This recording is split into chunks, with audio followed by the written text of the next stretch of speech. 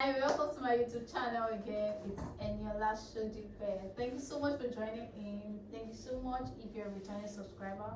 Thank you so much for following through with us. If you're a new subscriber, you're welcome. Thank you so much. Right? On this channel, we talk about relationship matters, marriage matters, personal experiences. I get to share my personal experience. Our walk with God, our convictions. Yes, so this is what we talk about on this YouTube channel. Please do not forget to subscribe because I know that the page will be, or this channel rather, will be very educative, insightful, and you would find it helpful. Yes, so thank you so much for joining. Please don't forget to subscribe, like, share. So the last time I dropped a video on my YouTube channel, I was talking about love. You know, we are used to love is not enough. You know, when they ask us questions after a breakup, we tell people, I love is not enough, and you need this, that, and then you list things. Only if you understand that actually all the things we've listed are embedded in love. Yes, actually, all the things you listed that you need, that you say love is not enough, and then you say you need patience, and you need to be patient, and you need to be kind, and you need to be this and that. Actually, they are embedded in love. Now I'm going to list out what love is. Like I said in the other video, I read out 1 Corinthians 13 verse 4 to 8. It was talking about what love entails. Now, even without so much explanation, if we dig deep in each of those things that were in 1 Corinthians 13 rather, verse 4, you will understand that love is beyond just having feelings for someone. Love is not the butterflies in your tummy. Love is actually a decision. Love is a decision and a choice you make by yourself, right? And then you decide that you're going to love someone. And let me tell you what it means when you say, I love this person, right? It's not, yes, physical attraction, very good, very fine, right? Character based, please check it, right? Oh, I like the way he dresses, it's fine. Oh, I like the way he talks to people, it's fine, it's totally fine, right? But ensure that that is not the basis of you telling yourself that you love this man, or of you telling yourself that you love this woman, right? So it's more like telling someone what it means. Okay, I love you. What does I love you really means? When you go through the scripture of 1 Corinthians, I'll make it as a reference to everything I need to say as far this topic is concerned, right? It's that when you sit down to look at love, or you sit down to look at your partner, you are telling your partner that I will be patient with you, I will be kind to you, I will be selfless, I will consider you first and not myself first. I will be thoughtful, right? I mean, until we get to that point of telling ourselves, oh, I love you. You think about it before you say it. It's a weighty word. Love is weighty. Love is deep. Love is not what we see it now to be. Love is deeper than what we think it is, and that is the reason why many marriages are broken. Because when they fight, they don't fight fair. Love is fighting fair. When we fight, we have boundaries. Our boundary. When we fight, we know we have a wee boundary. All right, a wee boundary of not exceeding a particular thing. We're not going to bed without having to sort it out. That's a wee boundary. You can also have a high boundary. I'm not going to use an insulting word on my partner. I'm not going to say this. Oh, they told me about their past. I'm not going to use those past to haunt them. Right? This is a high boundary. That is when you say love fights fair. Right? When we fight, we're not looking at who is going to die. That is not love. That is not love. And the truth is, we have what we call healthy fight. We can fight without killing ourselves or having to break our heads or having to use insultive words, foul languages. We can fight and fight well. And not well as fighting for many years or many months. No. Fight, and in fact, do you know what fighting even does to a couple? Actually, it stretches you and brings you back. And it even brings you closer than you were before. That is the, I would say that's the intention of what fight is, basically. Because there's a friction, you disagreed on something. So when there's a disagreement, you say, okay, this is how I want it done, this is how you want it done. Then we come to the middle, and then we know that, oh, this person doesn't want this thing, this person doesn't want this thing, and then this is how we want it done. And there's a compromise. Love entails compromise. We have to compromise. It doesn't have to go the way we want it. I said in my first video about love being enough. Actually, I've heard several, I've read several times. I've listened to people, oh, and you like this, that, and it's not all about love. Then what is it all about? Question.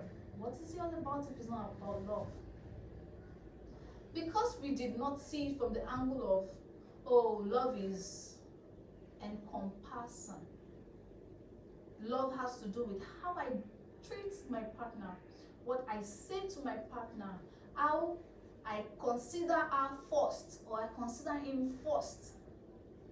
When it comes to decision making, or how I need to consider, or how I need to tell her, or how I need to tell him before I make decisions.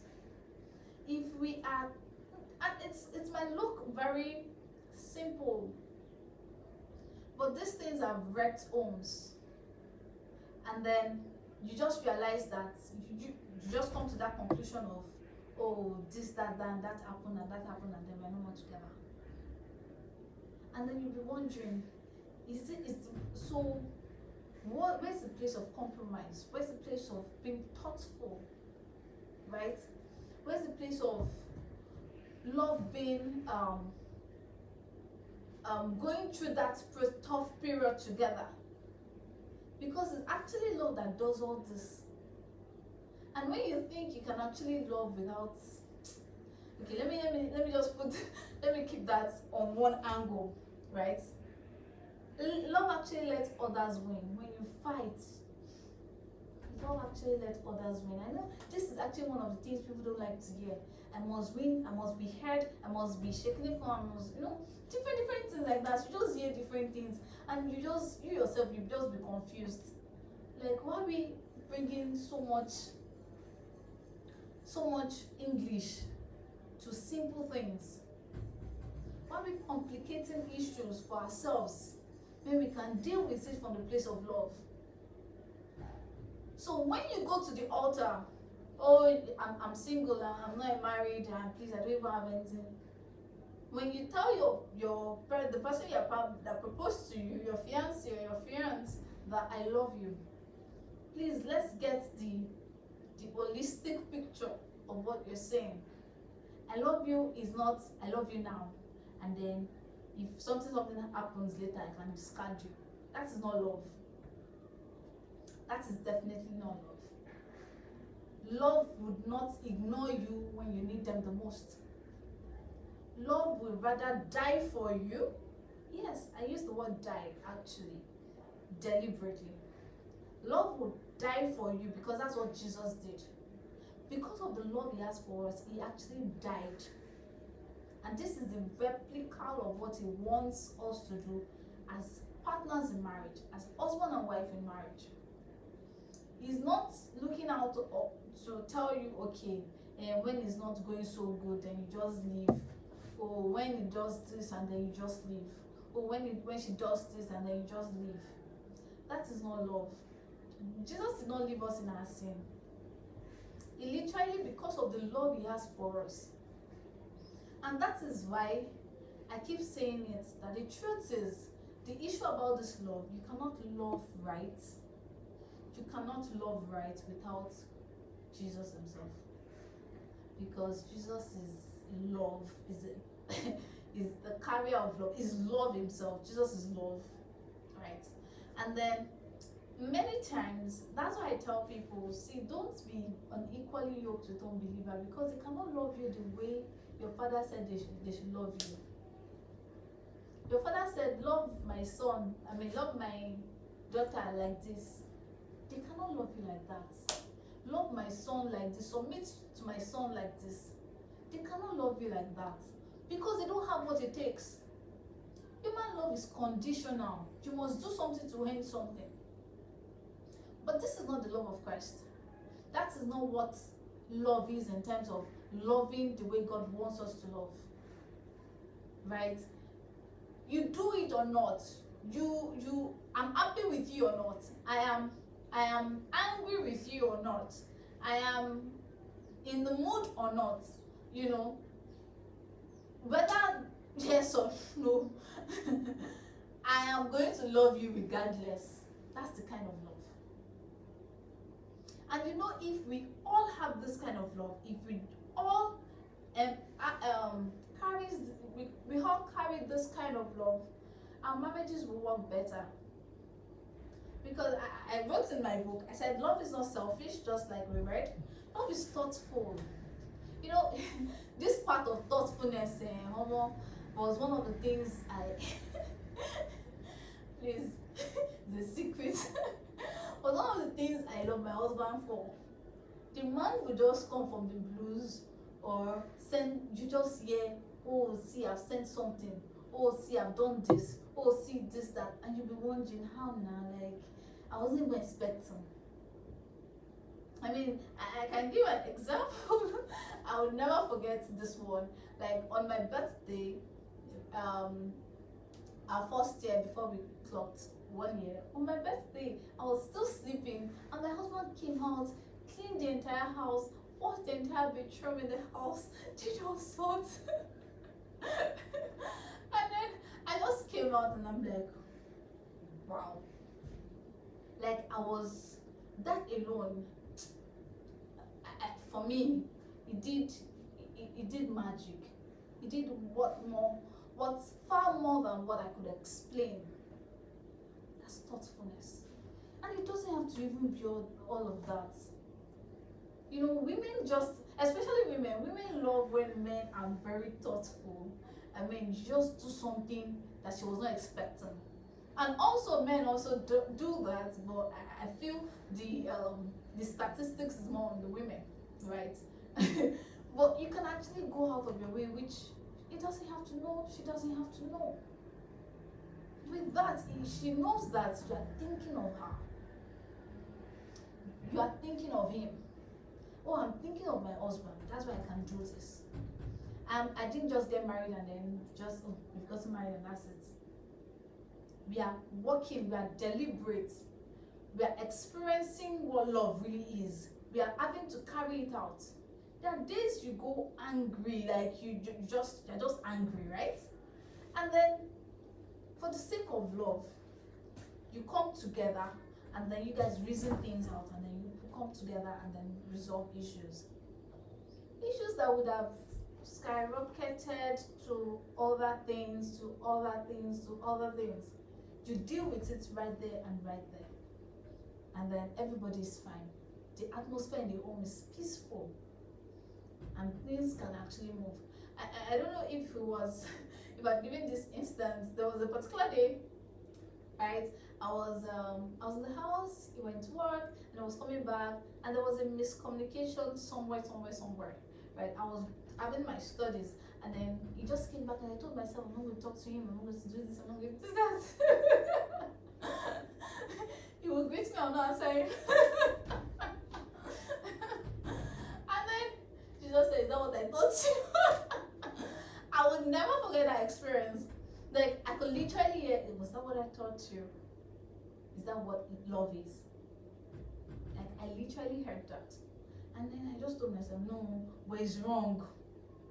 No, you can be that. But it's wrong. It was a miscommunication from his end. And then we went on, he came back, greeted me. I just did as if I did not hear. But right there, I knew God was talking to me. In fact, what God said was go and hug him, and I'm like, somebody I'm angry with, like. And then I stylishly did as if I was hungry. Deep down, I was battling with God, and then I was doing as if I was hungry, and then everything just, I just turned it around, and then everything just went down. You would not believe that after the entire thing happened, and then I was just sitting down on the chair, we were just talking about his day, and God was talking to me about the next thing to do. Like, that was when I knew that devil is a liar. Devil is, he has strategy, and you yourself must have strategy. Receive strategy from God as regards your own. And then I was just hearing, he was talking. I was listening to him, but I was hearing God was saying some things to me at that point. And I could sense that this is actually what God wants me to do now. Like, the next step to take. And I'm like, can you imagine if I'd let that anger, that fight lingered, and this is how I will not hear what God is saying for the next phase of whatever I want to do. That is how I'll just, I'd missed out on that instruction. So devil knows, he knows. So that's why he's not making people see the need to fight as much and prevent their home and prevent the walls of their home from anyone breaking the edge. He said if anyone breaks the edge, the serpent will bite. Once the edge is broken, serpent will bite no matter what.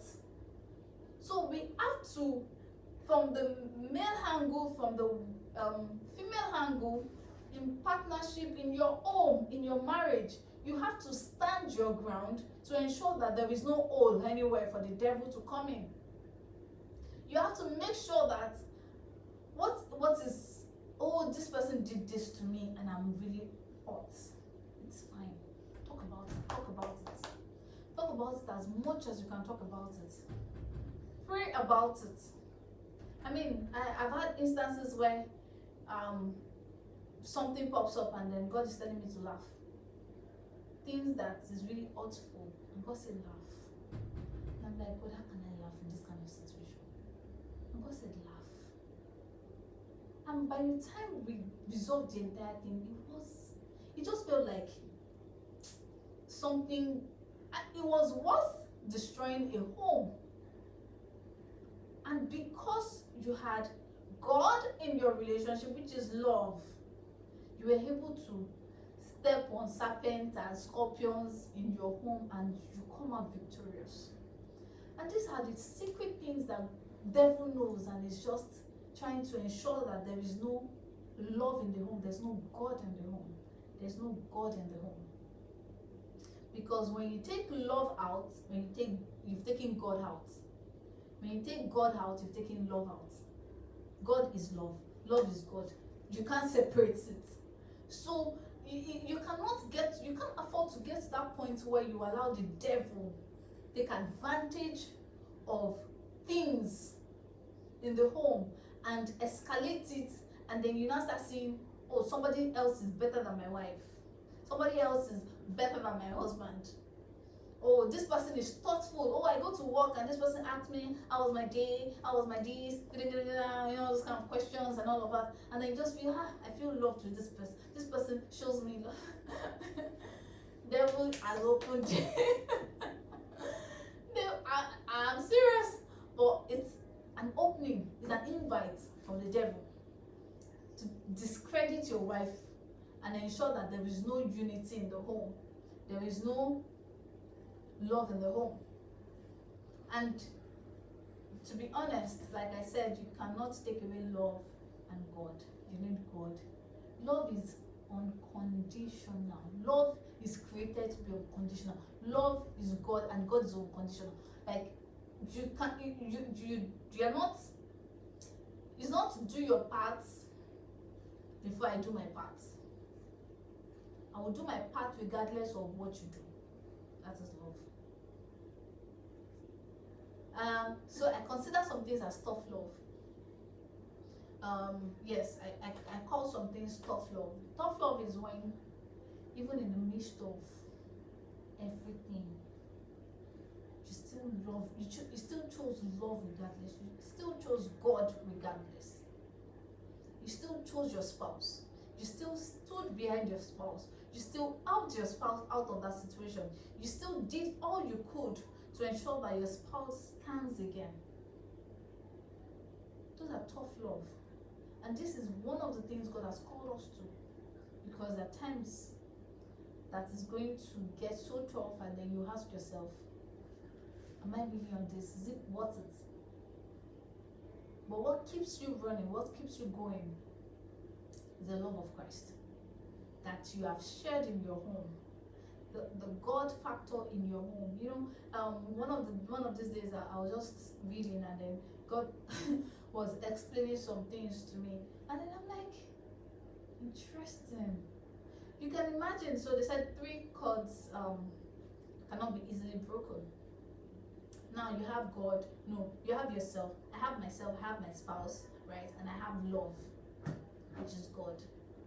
If I have God, then I would be knitted together in love. We will be knitted together in love, and nothing will be able to break it. But if I feel that I can determine my own kind of love, that is not God. God is out of it. You can't determine your kind of love, the kind of love you want to have. Oh, I choose to love like this. In a marriage situation, you cannot choose to love like this. You choose to love the way your partner understands love. And it's God that will tell you, okay, this is how to love this person. Because you must have loved the person the way you choose to love, and the person is not receiving love back. So you need to understand that the only person that can teach you how to love your partner is God himself, which is love. It's kind of interesting. And that is why marriage is a beautiful mystery.